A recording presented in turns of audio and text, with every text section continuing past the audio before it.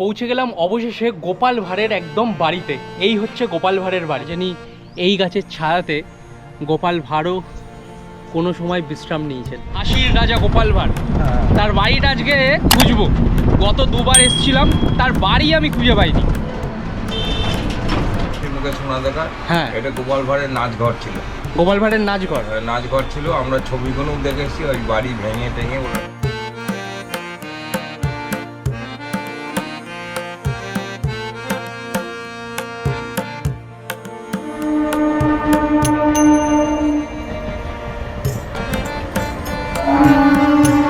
বন্ধুরা, welcome back to my channel. স্বাগত জানাচ্ছি তোমাদের আরও একটা নতুন ভিডিওতে। আজকে আমি যাচ্ছি রাজার শহর কৃষ্ণনগর। আরও একবার, এইটা নিয়ে মনে হয় 3-4 বার আমার ভিজিট হয়ে যাবে। আজকে আমার সাথে আছে রাহুল। ও কখনো এর আগে কৃষ্ণনগর ভিজিট করেনি, তাই আমি বললাম চলো আজকে গোপাল ভাঁড়ের বাড়ি খুঁজেই বের করবো। তাই কৃষ্ণনগর সিটিটা আজকে ঘুরবো। প্রথমে যাব রাজবাড়ি, তারপরে ওখান থেকে তোমার ঘূর্ণি, মানে গোপাল ভাঁড়ের যেখানে থাকার জায়গা ছিল সেই সব জায়গা না আজকে ঘুরে দেখবো। আর এই ভিডিওতে তোমাদেরকে দেখাবো। ট্রেনে সেরকম ভিডিও আমি করবো না, রানাঘাটের পর ট্রেন যদি ফাঁকা পায় তবে তোমাদের বাইরে কিছু প্রাকৃতিক সৌন্দর্য দেখাবো। তাই চ্যানেলে যদি প্রথম হয়ে থাকো অবশ্যই কিন্তু চ্যানেলটাকে সাবস্ক্রাইব করে পাশে থাকা বেল আইকনটা প্রেস করে রেখো পরবর্তী ভিডিওগুলোর নোটিফিকেশান পাওয়ার জন্য। আর এখনও পর্যন্ত যারা মৌসুনি আইল্যান্ডের ভিডিও দেখোনি, চ্যানেল ভিজিট করো, ভিডিওটা দেখো, তোমাদের বেশ ভালো লাগবে। তাহলে চলো আজকের ভিডিওটা শুরু করা যাক। Let's go.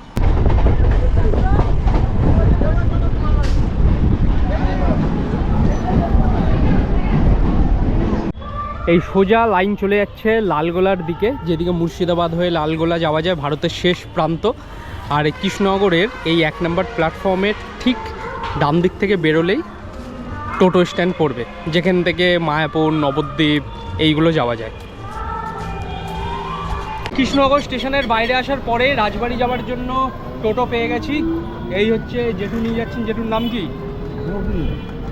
রবি জেঠুর টোটো করে আমরা যাচ্ছি কৃষ্ণনগর রাজবাড়ির দিকে। আর এখন যে রুটটা দিয়ে যাচ্ছি, এই রুট থেকে আমি এর আগে যাইনি। এখান থেকে ভাড়া 15 টাকা। এখান থেকে ভাড়া 15 টাকা বর্তমানে। তোমরা যদি রাজবাড়ি যেতে চাও এরকম রানিং টোটো ধরে নেবে।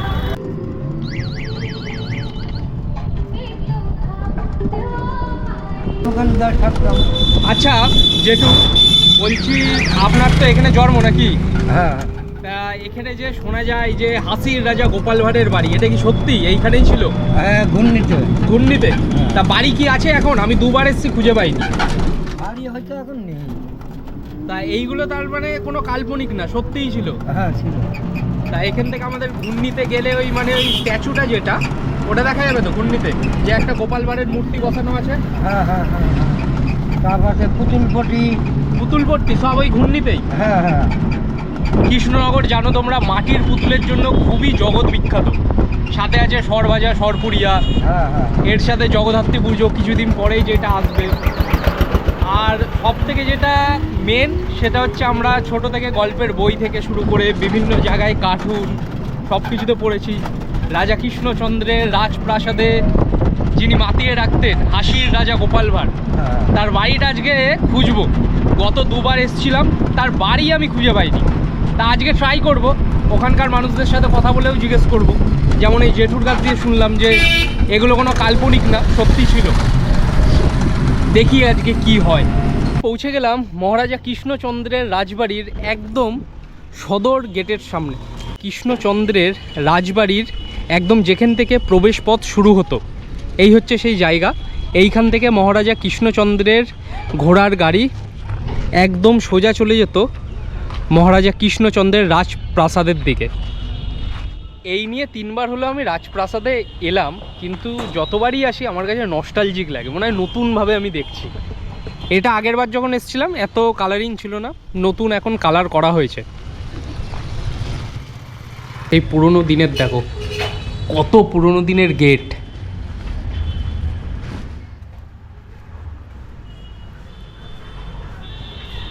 গোপাল ভাঁড় যখন আসতেন তখন কিন্তু এই জায়গা থেকেই কিন্তু সোজা চলে যেতেন একদম রাজপ্রাসাদের দিকে। দারুণ জায়গা। এই দিকে যেটা বলছিলাম, এই মহারানী জ্যোতির্ময়ী বালিকা বিদ্যালয় প্রাথমিক বিভাগ এইখানে পড়ানো হয়। দেখো এইদিকেও গেট, এবং চারিদিকটা দেখো। তখনকার দিনের আলাদাই নকশা ছিল সব কিছু তৈরিতে। রাহুল কেমন লাগছে? খুব ভালো লাগছে, এই প্রথম এলাম, আগে কোনোদিন আসিনি। অনেক গল্পে শুনেছি যে রাজা কৃষ্ণচন্দ্রের হ্যাঁ। বাড়ি গোপাল ভাঁড় আসতো, এই রাস্তা দিয়ে সম্ভবত গোপাল ভাঁড় আসতো, দাদা হয়তো বলেছে। তা খুব ভালো লাগছে, এই প্রথমবার এসে ঘুরছে দেখছি। নস্টালজিক, যারা গল্পের বই পড়তো, যারা গোপাল ভাঁড়কে কার্টুনে দেখেছে, তো যারা ভিডিওটা দেখছো ছোটরা, একবার বাবা মাকে বলবে কৃষ্ণনগরে নিয়ে চলো, আর গিয়ে আমরা রাজা কৃষ্ণচন্দ্রের সে রাজভবন দেখব। চলো এবার আমি তোমাদেরকে দেখাবো রাজপ্রাসাদ। এই হচ্ছে প্রহরীদের আরও একটা জায়গা, আরও একটা গেট, যেটা পার করে রাজপ্রাসাদের দিকে যেতে হয়, এবং গেটের সামনেই কিন্তু সিংহ আছে, এবং এই পাশেও কিন্তু নতুনভাবে গেট তৈরি করে দেওয়া হয়েছে। এর আগে আমি যে কবার এসেছি না, এইদিকে এই গেটটা তো বন্ধ ছিল, কিন্তু পাশের গেটটা তৈরি হয়নি, এটা নতুনভাবে তৈরি হয়েছে। আর এটাও কিন্তু নতুনভাবে কালার করা হয়েছে, কি দারুণ লাগছে দেখো। আর এইদিকে আরও একটা গেট করে দেওয়া হয়েছে রাজবাড়ির জন্য। এখন কতগুলো গেট করেছে, এর আগে আমি যখন এসেছি এত গেট করা হয়নি। এই গেট পেরিয়ে আমাদের একদম যেতে হবে রাজপ্রাসাদের দিকে, তাহলে তোমাদের ভালোভাবে রাজপ্রাসাদটা দেখাতে পারবো। আমার সামনেই হচ্ছে সেই বহু পুরনো রাজবাড়ি, রাজপ্রাসাদ, মহারাজা কৃষ্ণচন্দ্রের সেই রাজপ্রাসাদ। এই দিকটা সম্পূর্ণ জায়গাটা কিন্তু রাজপ্রাসাদ ভেতরে, আর এই দিকে গেট পুরো বন্ধ করে দেওয়া। কৃষ্ণচন্দ্রের রাজভবনে একটা সময় আসতেন আমাদের হাসির রাজা গোপাল ভাঁড়, ঠিক এই রাস্তা দিয়েই হাসির রাজা গোপাল ভাঁড় কিন্তু আসতেন এবং রাজ দরবারে প্রবেশ করতেন, এবং মাতিয়ে রাখতেন নিজের কলা কৌশল এবং হাসির দক্ষতা এবং বুদ্ধির দক্ষতার সাথে রাজভবনকে।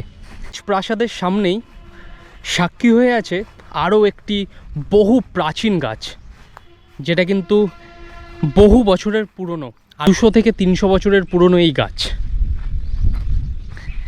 দেখো এখনও গাছটি একদম ঠিকঠাকভাবে রয়েছে, ভেতরের দিকে কাণ্ড একদম ফাঁকা। এই ভেতরে ঢোকাও যাবে। দেখো আমি এখন ঠিক মহারাজা কৃষ্ণচন্দ্রের রাজভবনের সামনে যে বহু পুরনো যেই গাছ আছে, সেই গাছের একদম কাণ্ডের মধ্যে প্রবেশ করেছি, এবং ভেতরটা পুরোপুরি ফাঁকা। এইদিকে গাছটা হচ্ছে বহু বছরের পুরনো। এই গাছ সাক্ষী আছে মহারাজা কৃষ্ণচন্দ্রের রাজভবনে মহারাজের গাড়ি যখন এদিক থেকে আসতো, এবং গোপাল ভাঁড় যখন এই রাস্তা দিয়েই যেতেন, না জানি এই গাছের ছায়াতে গোপাল ভাঁড়ও কোনো সময় বিশ্রাম নিয়েছেন। দারুণ। এছাড়াও কার্টুনে অনেক দেখেছি, পুটি ট্যাপা সবাই মনে হয় এই গাছের নিচে কোনো না কোনো সময় বসেছেন। দারুণ। আর এই হচ্ছে রাজপ্রাসাদ, এইখান থেকেই ভেতরে প্রবেশ করা হয়, এবং এই দিকে হচ্ছে অনেক কামান কিন্তু রাখা, আর প্রহরীরা ঠিক এই জায়গাতে রক্ষা করতেন রাজপ্রাসাদকে।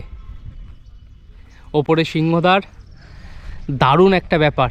মহারাজা কৃষ্ণচন্দ্রের বাড়ি তোমরা যদি ভেতরে প্রবেশ করতে চাও, তাহলে দুর্গাপুজোর সময়, বারোদোলের মেলার সময় এবং জগদ্ধাত্রী পুজোর সময় এই সদর দরজা কিন্তু একদম খুলে দেয় দর্শকদের জন্য, তখন ভেতরে এন্ট্রি করা যায়। দারুণ লাগছে মহারাজা কৃষ্ণচন্দ্রের বাড়ির সামনে দাঁড়িয়ে। এরপরে এইখান থেকে আমরা যাব ঘূর্ণির দিকে, ঘূর্ণিতে দেখি কি কি দেখার আছে। আর যে গোপাল ভাঁড়ের যে স্ট্যাচু, ঘূর্ণিতে যে বাড়ি ছিল গোপাল ভাঁড়ের, সেই জায়গাটায় যাব এবং ভালোভাবে সেই জায়গার সব কিছু তোমাদেরকে দেখাবো। কৃষ্ণনগরের এটা হচ্ছে আরও একটি বিখ্যাত জায়গা, বুড়িমা। এই যে মঞ্চটা, এইখানে হচ্ছে জগদ্ধাত্রী পুজো হয়, বুড়িমার যে জগদ্ধাত্রী পুজো, এই জায়গাটাই কিন্তু হয়। এই কিছুদিন পরেই জগদ্ধাত্রী পুজো যখন হবে, এই জায়গাটা জমজমাট হবে। এখন আমি যাচ্ছি ঘূর্ণির দিকে, আর ঘূর্ণি যেতে যেতে এইখানে হচ্ছে কৃষ্ণনগরের যে পুরনো জেলখানা, সেটার সামনে থেকেই আমরা যাচ্ছি। দেখো এইখানকার কিছু কিছু ধ্বংসাবশেষ পড়ে জেলখানার। এইটা হচ্ছে আগেকার দিনের কৃষ্ণনগরের জেল ছিল। দেখো এসব কিছু কিছু ধ্বংসাবশেষ পড়ে এইখানে, এই চারিদিকটায় দেখো পুরো ধ্বংসাবশেষ পড়ে এখন। তো এই সব জায়গা তুমি যদি এক্সপ্লোর করতে চাও, তাহলে এখানকার মানুষদের সাথে তোমাকে কথা বলতে হবে, তাহলে তোমরা জানতে পারবে। আর এর ঠিক আগেই আমরা যে এখন বর্তমানে জেল, সেটাই আমরা ছাড়িয়ে এলাম। আমরা এখন প্রায় পুতুলপট্টির কাছাকাছি পৌঁছে গেছি। চলুন কাকু, আমরা প্রায় পুতুলপট্টির একদম কাছাকাছি পৌঁছে গেছি, ওইখান থেকেই একদম পুতুলপট্টি শুরু, মাটির সব জিনিসপত্র বিক্রি হয়। এবং আমরা নামবো হচ্ছে একদম গোপাল ভাঁড়ের যে বাড়ি যেখানে ছিল স্ট্যাচুটা গোপাল ভাঁড়ের, ওইখানে আমরা নামবো। তো বন্ধুরা, এই মুহূর্তে আমি আছি রাজা কৃষ্ণচন্দ্রের কৃষ্ণনগরের গোপাল ভাঁড়ের স্ট্যাচুর সামনে, ঘূর্ণিতে। এটা ঘূর্ণিত ওই জায়গাটা। এখানে গোপাল ভাঁড়ের বাড়িটা কোন জায়গায় আছে? সেটাই তো এইখানে কি ছিল বাড়ি? ঘুমটির মধ্যেই ছিল। আচ্ছা, তো এইখানে কেউ বলতে পারছে না যে ঘূর্ণিতে গোপাল ভাঁড়ের বাড়িটা ঠিক কোন জায়গায় ছিল, কিন্তু আমি এই মুহূর্তে একদম ঘূর্ণিতে যে গোপাল ভাঁড়ের স্ট্যাচুর সামনে আমি পৌঁছে গেছি। এই চত্বরেই কিন্তু গোপাল ভাঁড় একটা সময়। তা বন্ধুরা, পৌঁছে গেলাম অবশেষে গোপাল ভাঁড়ের একদম বাড়িতে। এই হচ্ছে গোপাল ভাঁড়ের বাড়ি, এইটাই হচ্ছে গোপাল ভাঁড়ের বাড়ি। এখন লোকমুখে কিন্তু প্রচলিত হয়ে গেছে যে এটাই নাকি একটা সময় গোপাল ভাঁড়ের বাড়ি ছিল। দেখো, এই বাড়িতেই নাকি একটা সময় গোপাল ভাঁড় থাকতেন, এখানকার মানুষের থেকেই শুনেছি। তা এতবার কৃষ্ণনগর ভিজিট করেছি, প্রথমবার কিন্তু আমি গোপাল ভাঁড়ের বাড়ি খুঁজে পেয়েছি। এটা লোকমুখে শুনেছি, এখনও ঠিকঠাকভাবে আমি জানি না যে এটা আদৌ সত্যি কিনা। এই বাড়িটা অনেক দিনের কিন্তু পুরনো, এবং এই বাড়ির দরজার ওপরে কিন্তু বহু পুরনো দিনের সব নকশা করে দেওয়া। অনেক পুরনো দিনের বাড়ি। ধন্যবাদ কাকু। কাকুই কিন্তু আমাদের এইখানে নিয়ে এলেন, বললেন যে এইখানে কিন্তু এখন এটা গোপাল ভাঁড়ের বাড়ি সকলে বলছেন। এই যে গোপাল ভাঁড়ের বাড়ি।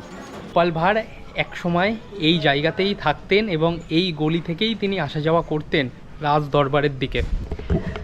বহু পুরনো এই কিন্তু গলি কৃষ্ণনগরের, বহু ইতিহাস জড়িয়ে আছে এইখানে, বহু গল্পের পাতায় কিন্তু এই ঘূর্ণির নাম করে দেওয়া আছে, এবং এটাকেই বলে প্রামাণিক পাড়া ঘূর্ণিতে। দেখো এই বাড়িটাও কত বছরের পুরনো, যার গেট দেখলেই বোঝা যায় যে বহু বছরের পুরনো। প্রথমবার এই গোপাল ভাঁড়ের যে কোনো একটা বাড়ি আছে সেটা দেখতে পেলাম। আদৌ এর সত্যতা আমি জানি না, যদি কেউ দেখে থাকো কিংবা এই জায়গা থেকে প্রামাণিক পাড়া থেকে আমার ভিডিওটা দেখছো, অবশ্যই কমেন্ট বক্সে জানিও এটা আদৌ সত্যি কিনা। যদি সত্যি হয় তাহলে তো একটা নস্টালজিক ব্যাপার, গোপাল ভাঁড়ের বাড়ি খুঁজে পেলাম।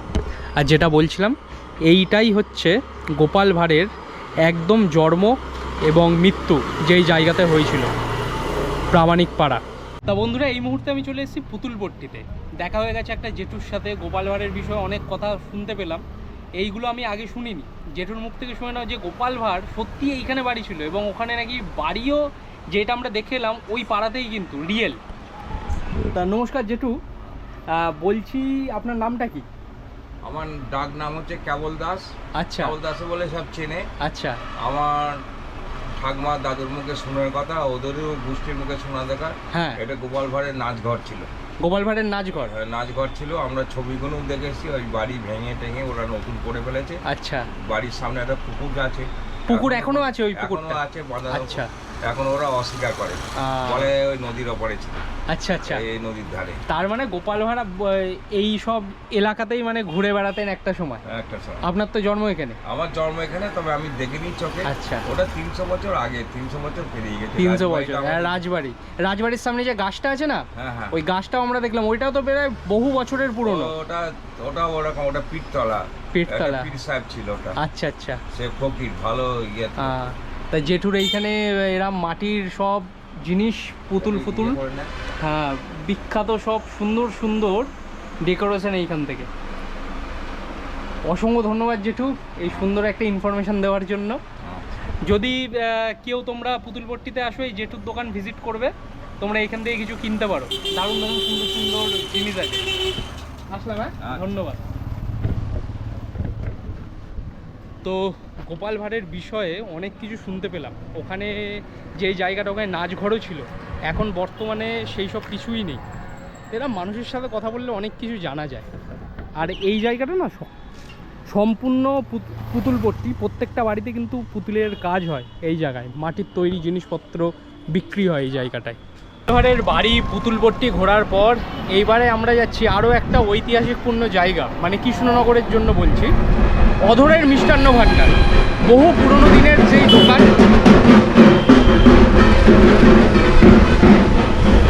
বহু পুরনো দিনের একটি মিষ্টির দোকান, যেখানে সরভাজা সরপুরিয়া খুবই বিখ্যাত। ওই দোকান এখন যাচ্ছি ভিজিট করতে, চলো। আমার সামনেই হচ্ছে সেই পুরনো অধরের মিষ্টান্ন প্রতিষ্ঠান, নদিয়া জেলার কৃষ্ণনগরের সবথেকে পুরনো দোকান মিষ্টির। দোকানে ভিড় পড়েছে দেখেছো, আগামীকাল হচ্ছে তোমার ভাইফোঁটা, সেই কারণে ভিড় পড়েছে। দেখো আমাদের এখন ওই লাইনে দাঁড়িয়ে অধরের মিষ্টান্ন ভাণ্ডারের মিষ্টি খেতে হবে। দেখি কিছুক্ষণ দাঁড়াই, তারপরে দেখছি কি হয়। প্রায় 110 বছরের পুরনো, এটা হচ্ছে নতুন করা হয়েছিল, আর ওইটা হচ্ছে অনেক পুরনো। অধরের মিষ্টান্ন ভাণ্ডারে এসেছিলাম মিষ্টি খাওয়ার জন্য, বিগত প্রায় আধ ঘন্টা দাঁড়ানোর পরও এখনও মিষ্টি পাইনি।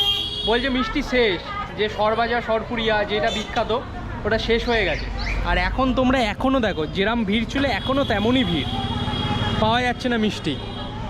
পাশেই হচ্ছে আরও একটা অধরের মিষ্টান্ন ভাণ্ডার আছে, কিন্তু ওটা নতুন করেছে। ওইখান থেকে ওই রাহুল খাবে, আমি ওর সাথে যাচ্ছি। আমি ওখান থেকে খাবো না, দেখি রাহুলের থেকে একটু ট্রাই করে নেব। দুদিকে একদম বড় বড় বাড়ি, আর এই রাস্তায় না প্রত্যেকটা জায়গায় তোমরা ঐতিহাসিক এবং ইতিহাসের ছোঁয়া পাবে। পুরনো পুরনো দিনের বাড়ি, যেখানে সেখানে তোমরা মাটির পুতুল বিক্রি হচ্ছে দেখতে পাবে। এক সুন্দর অ্যাটমসফিয়ার এবং এরম সুন্দর সুন্দর ঠাকুর দালান মঞ্চ।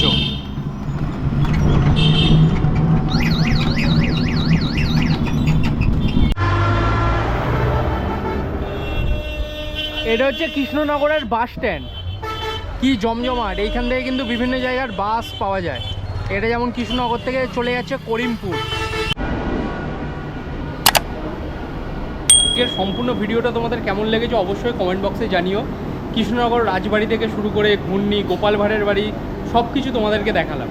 গোপাল ভাঁড়ের বাড়ির যদি কথা বলি তাহলে ওইটা কিন্তু রিয়েল কোনো বাড়ি না, লোক মুখে শোনা কথা, যে ওখানকার মানুষদের থেকে শুনলাম ওটাই নাকি এখন বর্তমানে গোপাল ভাঁড়ের বাড়ি হিসাবে চিহ্নিত করা হচ্ছে।